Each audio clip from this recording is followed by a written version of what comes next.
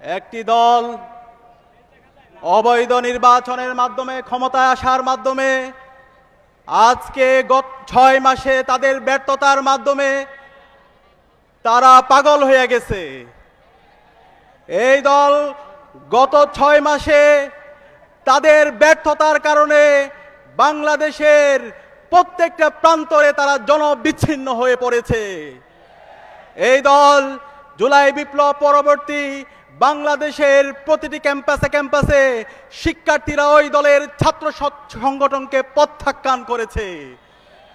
ওই দলের ছাত্র সংগঠন সন্ত্রাসী ছাত্রদল, তারা চেয়েছিল 90 পরবর্তী বাংলাদেশের ক্যাম্পাসগুলোতে যেভাবে গণরম গ্যাসরুম কালচার তৈরি করার মাধ্যমে শিক্ষার্থীদের উপর নিপীড়ন করেছিল, টেন্ডার বাণিজ্য করেছিল, সিট নিয়ে বাণিজ্য করেছিল, সন্ত্রাস কায়েম করেছিল, সেই রাজনীতি তারা আবার ফিরিয়ে নিয়ে আসতে পারবে। কিন্তু গত 2 বছর ধরে তারা বিভিন্নভাবে এই অপরাজনীতি করার চেষ্টা করেছে, বারবার ব্যর্থ হয়েছে। সর্বশেষ আমরা গত 6 মাসে দেখতে পেয়েছি ওই দলের ছাত্র সংগঠন ছাত্রদল বাংলাদেশের বিভিন্ন ক্যাম্পাসগুলোতে এবং শিক্ষার্থীদের নির্বাচিত প্রতিনিধিদের উপর দফায় দফায় হামলা করেছে।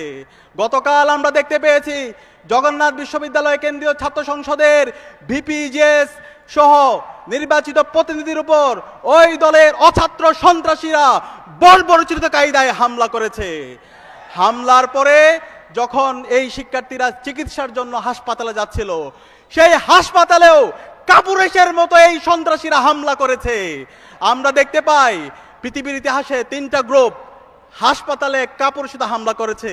একটা হচ্ছে ইসরায়েল, 2 নম্বর হচ্ছে ছাত্রলীগ, 3 নম্বর হচ্ছে এই সন্ত্রাসী ছাত্রদল।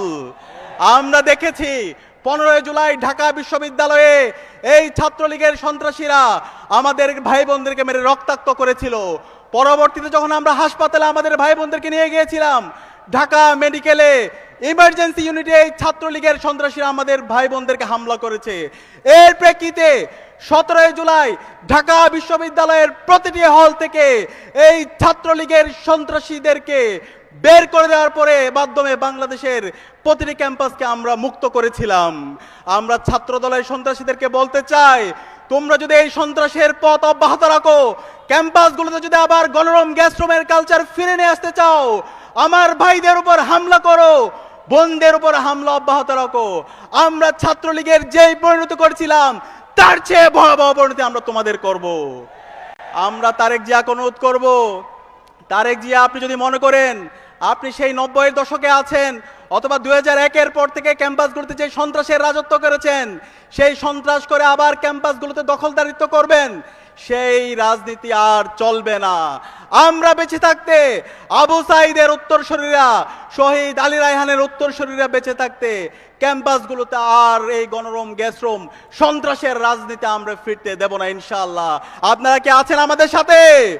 ইনশাআল্লাহ। একই সাথে আমি অনুরোধ করব, গণভোটের যে জনরায়, সেই জনরায়কে মেনে নিন। জুলাই শহীদদের যে আকাঙ্ক্ষা, সে আকাঙ্ক্ষার আলোকে একটা ইনসাফের বাংলাদেশ বিনির্মাণের জন্য কাজ করুন। আমরা ইতিমধ্যে দেখতে পেয়েছি এই সরকার 6 মাসে তাদের ব্যর্থতার কারণে আজকে জ্বালানি দ্বিগুণ দাম বৃদ্ধি পেয়েছে। আমরা দেখতে পেয়েছি গ্যাস সংকট, প্রত্যেকটা জায়গায় অব্যবস্থাপনা।